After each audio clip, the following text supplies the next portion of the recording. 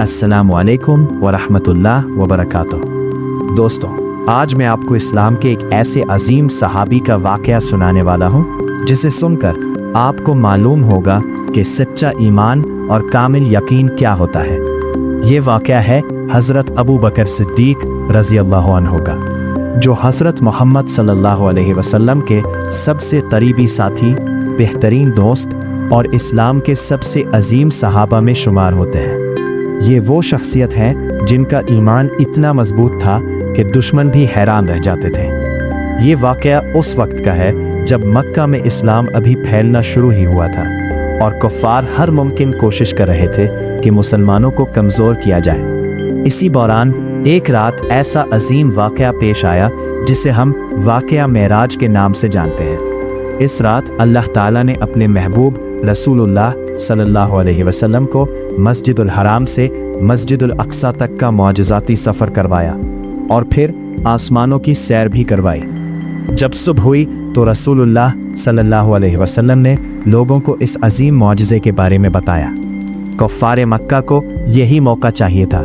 वो खुशी खुशी लोगों के पास जाने लगे और मजाक उड़ाते हुए कहने लगे, सुनो, तुम्हारे नबी कहते हैं कि वो एक ही रात में मक्का से बैतुल मक़दस गए और वापस भी आ गए।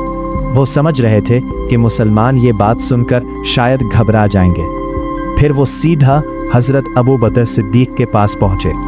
उन्होंने तंज़िया अंदाज में कहा, अबू बकर, क्या तुम्हें मालूम है तुम्हारे दोस्त मोहम्मद सल्लल्लाहु अलैहि वसल्लम क्या दावा कर रहे हैं? वो कहते हैं कि वो एक ही रात में मक्का से बैतुल मक़दस तक गए और फिर वापस भी आ गए। कुफ़ार के चेहरों पर तंज़िया मुस्कुराहट थी। वो इंतज़ार कर रहे थे कि शायद अबू बकर सिद्दीक़ भी हैरान हो जाएंगे, लेकिन हज़रत अबू बकर सिद्दीक़ का रद्द अमल कुछ और ही था। उन्होंने ना गुस्सा किया ना हैरान हुए, बल्कि निहायत सुकून से सिर्फ एक सवाल किया, क्या वाकई ये बात रसूलुल्लाह सल्लल्लाहु अलैहि वसल्लम ने खुद फरमाई है? कुफ़ार ने फ़ौरन जवाब दिया, हाँ, मोहम्मद सल्लल्लाहु अलैहि वसल्लम यही कह रहे हैं।